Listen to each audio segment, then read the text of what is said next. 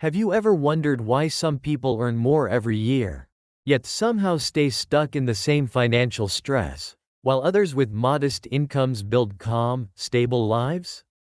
It's not luck, it's not intelligence, it's not even opportunity. The biggest difference is this: some people spend their entire lives reacting to money, while others learn to control it long before they ever earn a high income. And what most people call poverty is often not a number. It's a pattern built from habits, decisions, and automatic behaviors that quietly shape a person's entire life. Today, we're going to talk about a simple truth that most people never hear. You don't need a high income to live well. You just need to stop letting money control you. Modern society has convinced people that comfort comes from earning more, buying more, and upgrading endlessly. But comfort doesn't come from income. Comfort comes from clarity, from understanding what actually matters and designing your life around it. Here's the uncomfortable truth: you cannot outrun bad habits with a bigger paycheck. If your expenses rise every time your income rises, you're not progressing. You're just inflating your lifestyle. I've seen people earning six figures who are more stressed than families living on half as much. Not because of lack, but because of noise. Noise from bills, subscriptions, debts, and obligations that add up quietly until life becomes a treadmill. Let's start with the foundation: monthly expenses. Most people don't go broke from one big decision. They go broke from dozens of small ones. A subscription here, a phone upgrade there, a car payment that felt reasonable, and suddenly half their income disappears before they even begin the month.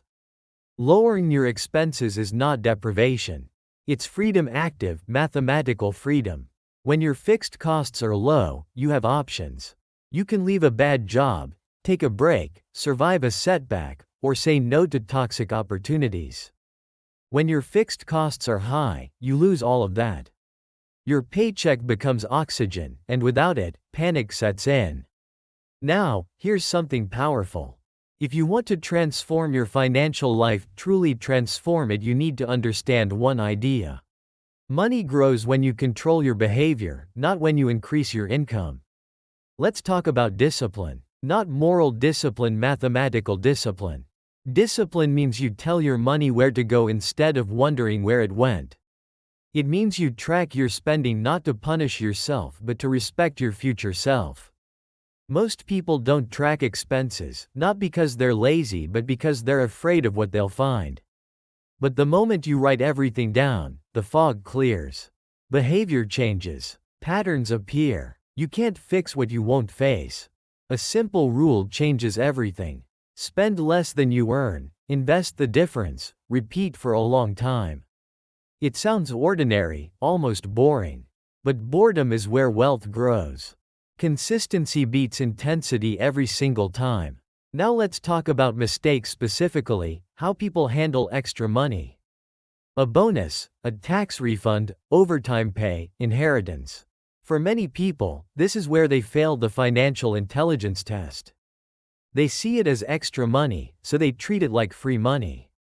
They spend quickly, impulsively, emotionally. And weeks later, the money is gone, and they don't even remember what it bought. Here's the better way. Every unexpected dollar should have a job before it arrives. Not a dream, a job. Pay debt. Build savings. Invest. Strengthen your foundation. People who treat extra money as fuel for their future build freedom faster than people who treat it as entertainment. Let's move to impulse spending. Shopping has become a modern religion, temples everywhere, and every sermon says the same thing. You deserve it. But deserving something and needing something are two different worlds. The fastest way to destroy long-term wealth is to treat short-term feelings as long-term strategy. There's a powerful rule that protects anyone from emotional spending. Wait 24 hours before you buy anything you want. Not things you need, things you want. Impulse fades, clarity returns, and suddenly half the things you planned to buy feel unnecessary. This rule has saved people more money than any discount ever could. Now let's talk about research. People spend weeks researching a vacation but only minutes researching a big purchase. That's how money disappears. Every purchase is an investment decision. You're exchanging capital for utility. If you don't understand what you're buying, you're gambling. Wealthy people don't buy cheap, they buy smart. They buy durable. They buy once. Let's shift to something people rarely think about: maintenance. Most people are great at acquiring things and terrible at keeping them alive. A neglected car becomes an expensive repair. A delayed health check becomes a medical bill. A leaking faucet becomes a renovation. And ignored financial issues become emergencies. Preventive care is always cheaper than repair. In every part of life, your finances, your home, your health, your relationships, everything falls apart without maintenance. Discipline is maintenance. It's the quiet, consistent effort that prevents chaos later. Finally, we reach the heart of the poverty mindset: priorities.